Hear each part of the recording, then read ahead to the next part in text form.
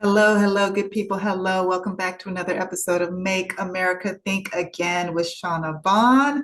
Thank you all for being here. Please make sure that you like, share, and subscribe to the videos. Subscribe to the channel, like the videos and the information, and then share them as well. Bring more folks to the page.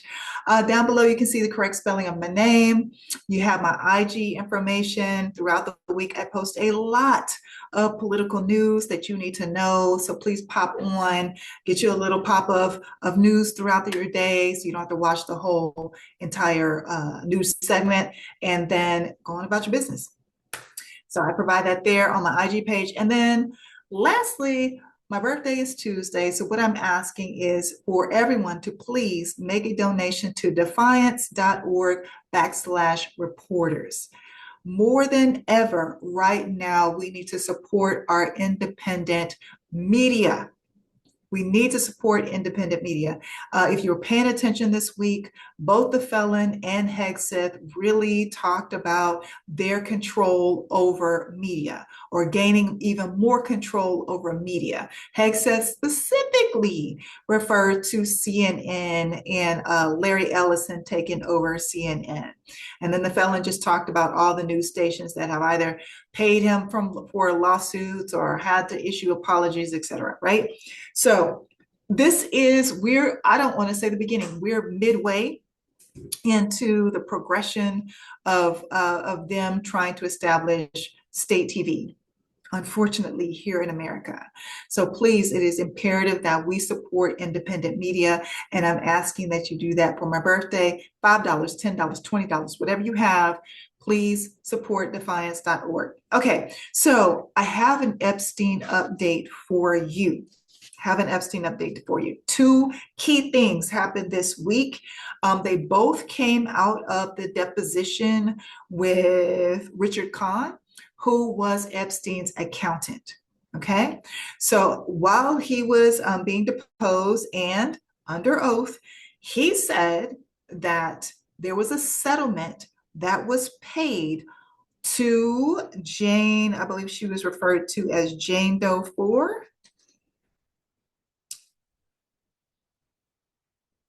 Where is that? I want to make sure I get this information correct. Yes, Jane Doe 4 received a settlement from Epstein's estate on behalf of the felon. Okay.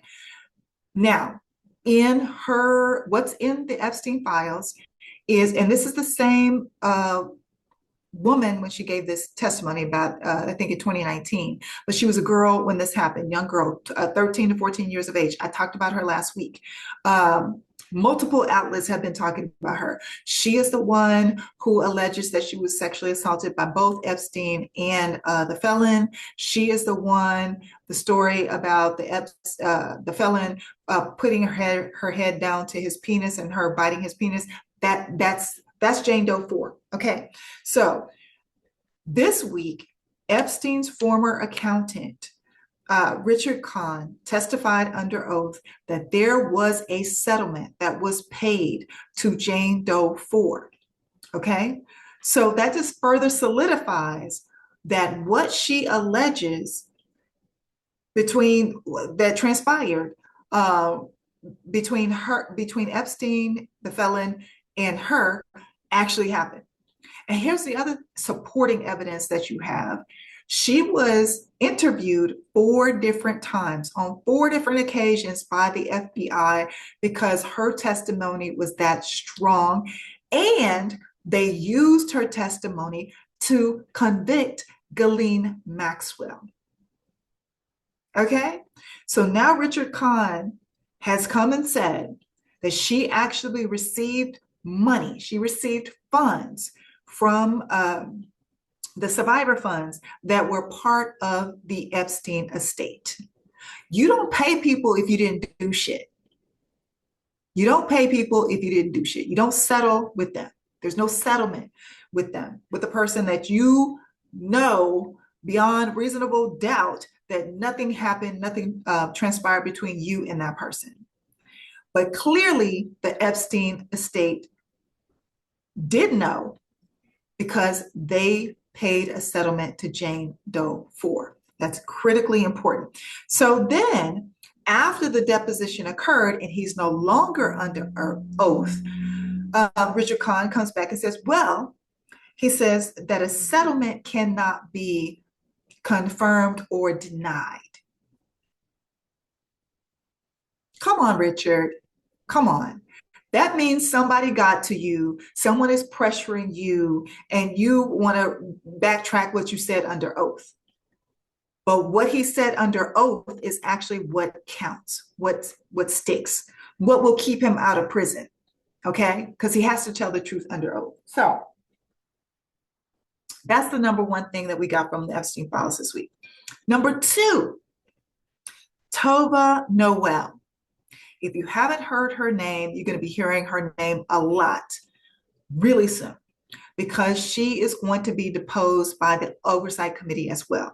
Why? Because she was a prison guard, one of the two prison guards who were on duty, and their special job was to watch Epstein because he was on suicide watch.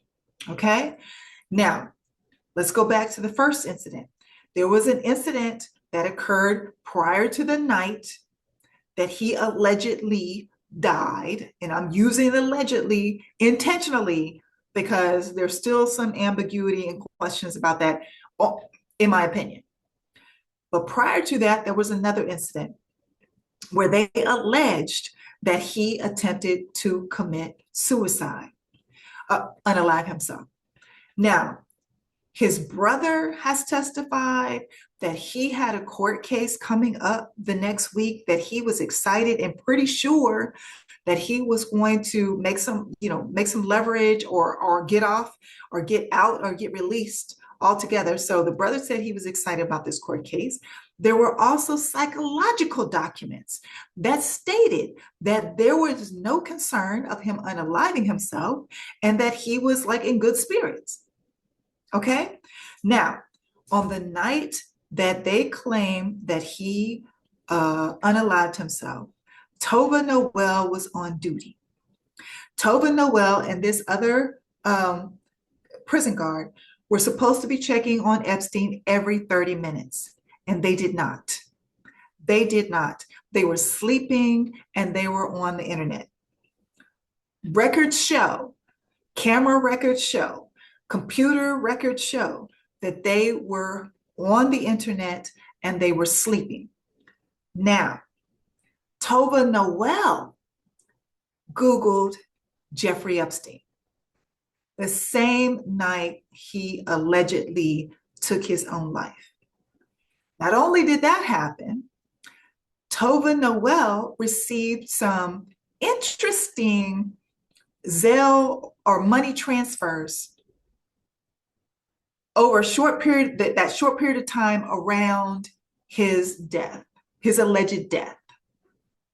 The most significant one was a $5,000 deposit. Okay, so she's Googling who he is, and then she's receiving these random cash deposits, multiple cash deposits. Okay, so she was probably the last person to see him alive. And this is according to her own testimony, because she has already talked to investigators. So she admitted that she was probably the last person to see him alive. She Googled him shortly before he was found deceased. She admitted to not completing the checks every 30 minutes, her and the other prison guard. There was footage. Remember how Pam Bondi released that footage initially, and then everybody noticed that there's a minute missing. So people were demanding the original footage, the original uncut footage. And then when that was released, you can see that orange jumpsuit. You can see that orange going up the stairs, right? Okay, so the footage of the orange jumpsuit going up the stairs, that exists. We also had previously where there was another incident, and Epstein himself said that his cellmate at the time tried to unalive him. He was like, I wasn't trying to take my own life. My cellmate tried to take my life. And that information came from the journalist who has actually been working on this case since he got that sweetheart deal back in 2008. That's who provided that information. And then the sixth thing is you have these suspicious money transfers right around the time that he comes up deceased.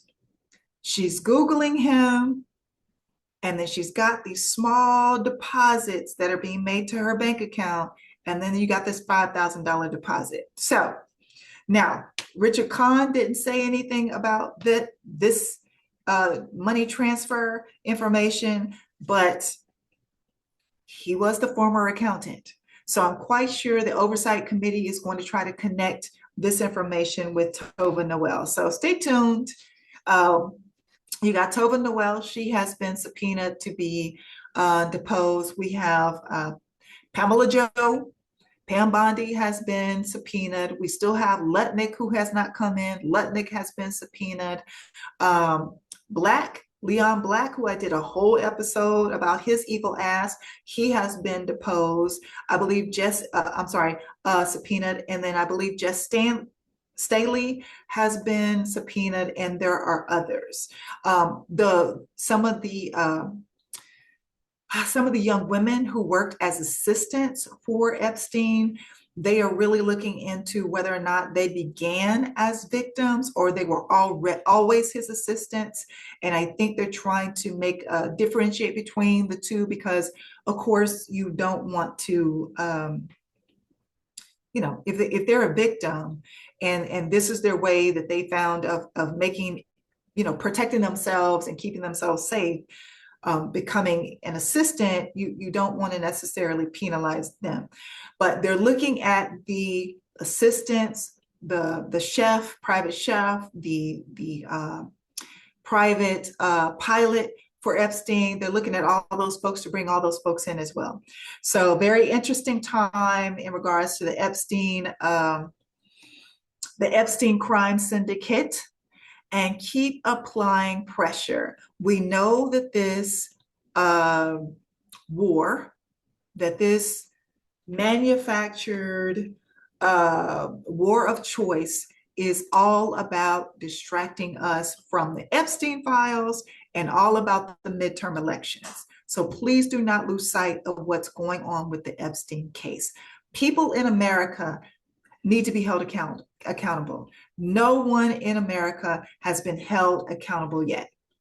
Yes, they've stepped down here. Yes, a person has apologized here, but no one has been held accountable, and we need to make sure that happens.